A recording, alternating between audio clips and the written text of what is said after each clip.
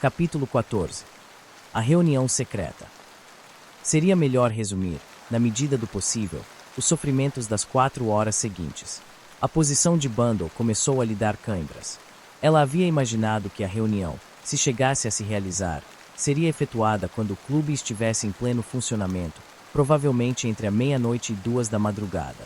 Achou que já devia ser pelo menos 6 horas da manhã quando escutou o ruído de uma chave girando na fechadura. Em seguida a luz se acendeu. O sussurro que vinha ouvindo há alguns minutos cessou tão subitamente como começara. Bundle percebeu o barulho de um ferrolho. Era evidente que alguém tinha entrado pela sala de jogo ao lado. Não pôde deixar de admirar a perfeição do sistema de isolamento de som da porta. Não demorou muito para que o recém-chegado surgisse no seu campo visual, forçosamente um tanto limitado, mas que mesmo assim permitia divisá-lo. Um homem alto, de ombros largos e aspecto impressionante, com longa barba negra, que Bundle se lembrava de ter visto na noite anterior sentado a uma das mesas de baccarat. Era esse, então, o misterioso russo mencionado por Alfred, o proprietário do clube, o sinistro Mr. Mozgorowski. O coração de Bundle pôs-se a bater mais rápido. Ela se parecia tão pouco com o pai que nesse instante se sentiu entusiasmada, apesar do extremo desconforto da posição em que estava. O russo parou um instante diante da mesa, cofiando a barba. Depois tirou o relógio do bolso e olhou a hora. Sacudindo a cabeça como se estivesse satisfeito, tornou a meter a mão no bolso. Puxando alguma coisa que Bundle não pôde ver, saiu de seu campo visual. O rosto estava agora coberto por uma máscara, mas não do tipo convencional. Em vez de modelar as feições, era apenas um pedaço de pano caído como uma cortina, com 2 buracos para os olhos. De formato redondo, trazia o desenho de um mostrador de relógio em que os ponteiros marcavam 6 horas. Os 7 relógios! Exclamou Bundle. E nesse instante, um novo ruído, 7 batidas abafadas. Mozgorowski passou para o lado onde Bundle sabia que ficava a porta do outro armário. Escutou um estalo e depois vozes em língua estrangeira. Dali a pouco já dava para enxergar os recém-chegados. Também usavam máscaras de relógios, só que os ponteiros marcavam horas diversas, 4 e 5, respectivamente. Os 2 estavam em trajes de noite, mas com uma diferença. Um era jovem, esbelto e elegante, com a roupa muito bem cortada. A graça com que se movia era mais de estrangeiro do que de inglês. O outro podia ser descrito como magro e forte. A roupa lhe ia bastante bem, sem nada de especial, e Bundle adivinhou-lhe a nacionalidade antes mesmo que abrisse a boca para falar. Pelo que vejo, somos os primeiros a chegar. Uma voz cheia e agradável, com certo sotaque americano e uma sombra de inflexão irlandesa. Tive bastante dificuldade para sair hoje à noite, disse o mais elegante, em bom inglês, apesar de meio artificial. Essas coisas nem sempre correm como a gente quer. Não sou, como aqui o N graus 4, dono de mim mesmo. Bundle tentou adivinhar-lhe a nacionalidade. Antes de falar, tinha pensado que talvez fosse francês, mas o sotaque não era de francês. Agora achava que podia ser austríaco, húngaro ou até mesmo russo. O americano passou para o outro lado da mesa. Bundle ouviu o barulho do arrastar de uma cadeira. O 1 hora está se saindo muito bem, disse. Felicito-o pelo risco que teve de enfrentar. O 5 horas deu de ombros. Se a gente não se arrisca, deixou a frase incompleta. Ouviram-se outra vez 7 batidas e Mozgorowski aproximou-se da porta secreta. Bundle não conseguiu distinguir nada com clareza durante alguns instantes, uma vez que todos os presentes se achavam fora do seu campo visual, mas não demorou muito para que o russo barbudo perguntasse em voz alta. Podemos começar. Contornou a mesa e sentou-se junto à cadeira de braços na cabeceira. Dessa posição, ficava bem de frente para o armário de Bundle. O elegante 5 horas ocupou o lugar a seu lado. A terceira cadeira, a seguir, não podia ser vista por Bundle, mas o N graus 4, o americano, apareceu por um instante antes de se sentar. Do lado mais próximo também só se enxergavam 2 cadeiras. Enquanto ela procurava ver, uma mão encostou na beirada da mesa o espaldar da segunda, na realidade a que ficava no meio. E depois, com um movimento rápido, um dos recém-chegados passou rente pelo armário, dirigindo-se à cadeira oposta à de Mozgorowski. Quem se sentasse ali mantinha, naturalmente, as costas viradas para Bundle, e eram para elas que Bundle agora olhava com grande interesse, pois eram as costas belíssimas de uma mulher de vestido muito decotado. Foi ela quem falou primeiro. Tinha uma voz musical, estrangeira, profundamente sedutora. Estava de frente para a cadeira vazia à cabeceira da mesa. Quer dizer, então, que não veremos o N-Grau 7 hoje à noite? Perguntou. Será que algum dia o veremos, meus amigos? Essa foi boa, exclamou o americano. Muito boa, mesmo. Quanto aos 7 horas, já estou começando a acreditar que ele nem existe. Não lhe aconselho a pensar assim, meu caro, disse amavelmente o russo. Fez-se um silêncio, meio constrangedor, na opinião de Bundle. Continuava fascinada pelas belas costas. Logo abaixo do ombro direito havia um sinalzinho preto que realçava a brancura da pele. Bundle achou que finalmente a expressão bela aventureira, tantas vezes encontrada nos livros, adquiria um significado real. Estava absolutamente certa de que essa mulher tinha rosto bonito, um rosto eslavo e moreno, de olhos ardentes.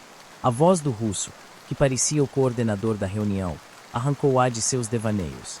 Vamos continuar com os trabalhos.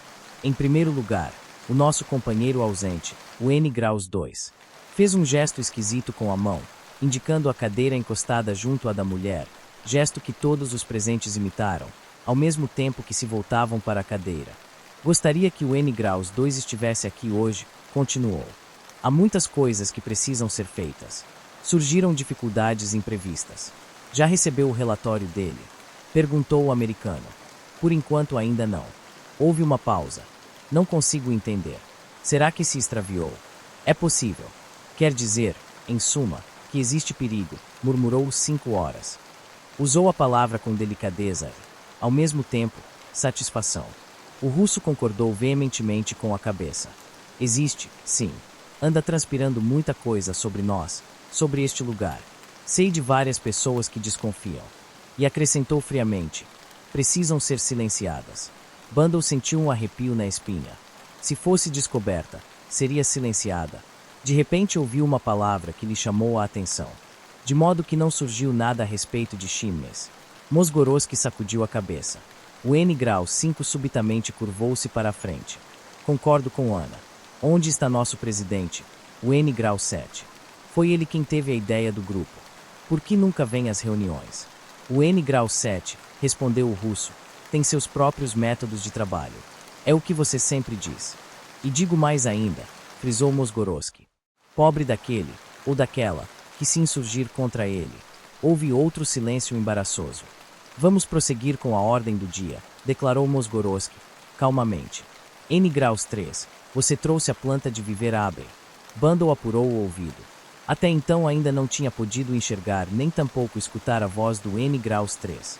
Agora podia. Era inconfundível, baixa, agradável, comum, a voz de um inglês bem educado. Cá está. Passaram alguns papéis para o outro lado da mesa. Todo mundo se curvou para a frente.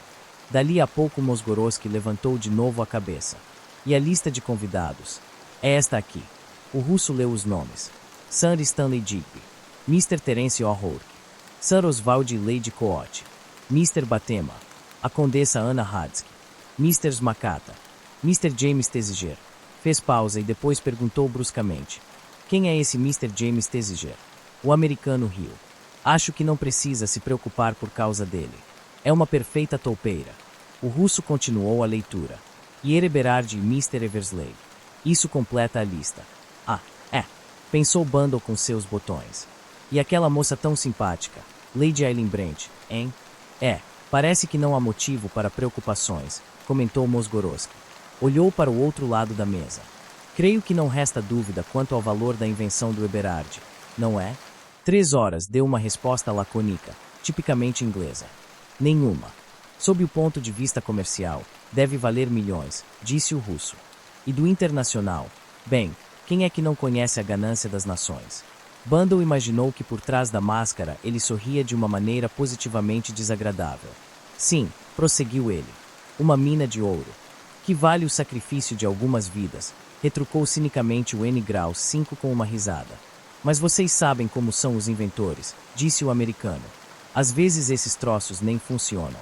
Um homem como Sir Oswald Coate não se engana, lembrou Mosgorowski. Falando com minha experiência de aviador, disse o N-Grau 5. A coisa é perfeitamente viável. Há anos que vem sendo discutida, mas foi preciso o gênio do Eberhard para pô-la em prática. Bem, disse Mosgorowski, Acho que não se precisa discutir mais esse assunto. Todos já viram as plantas. Não creio que nosso plano original possa ser melhorado. Por falar nisso, soube que encontraram uma carta de Gerald Wade que faz referência à nossa organização. Quem a encontrou? A filha de Lord Cateron, Lady Aileen Brent. Bauer devia ter cuidado disso, observou Mosgorowski. Foi negligência da parte dele. Quem era o destinatário? A irmã, creio eu, respondeu o N. Graus 3. Que desgraça, disse Mosgorowski. Mas que se há de fazer? O inquérito sobre Ronald Devereux é amanhã. Suponho que todas as providências já tenham sido tomadas, não? Espalhou-se o boato de que a rapaziada local andava praticando tiro com espingardas, disse o americano. Então tudo vai correr bem. Acho que não há mais nada a dizer. E me parece que devemos cumprimentar a nossa querida uma hora e desejar-lhe felicidades no papel que terá de desempenhar. Viva Ana! Gritou o N. Grau 5. Todas as mãos fizeram o mesmo gesto que Bundle tinha visto antes. Viva Ana! Uma hora agradeceu a aclamação com um gesto tipicamente estrangeiro. Depois levantou-se e os outros fizeram o mesmo. Pela primeira vez, Bundle viu de relance o N. Graus 3, quando ele se aproximou de Ana para pôr-lhe o casaco nos ombros, um homem alto e corpulento. Por fim o grupo retirou-se em fila pela porta secreta. Mosgorowski ficou segurando-a para que todos passassem. Esperou um instante e aí então Bundle ouviu quando baixou o ferrolho na outra e saiu da sala, depois de apagar a luz. Só 2 horas mais tarde foi que Alfred, pálido e ansioso, veio soltar Bundle. Ela quase caiu-lhe nos braços e ele teve de ampará-la. Não se assuste, disse Bundle. Fiquei apenas com os músculos dormentes, mais nada. Espere aí, deixe-eu me sentar. Ah, santo Deus, milady, foi horrível. Bobagem, disse Bundle. Saiu tudo perfeito. Não precisa mais ter medo, agora tudo já terminou. Podia ter acabado mal, mas graças a Deus não acabou.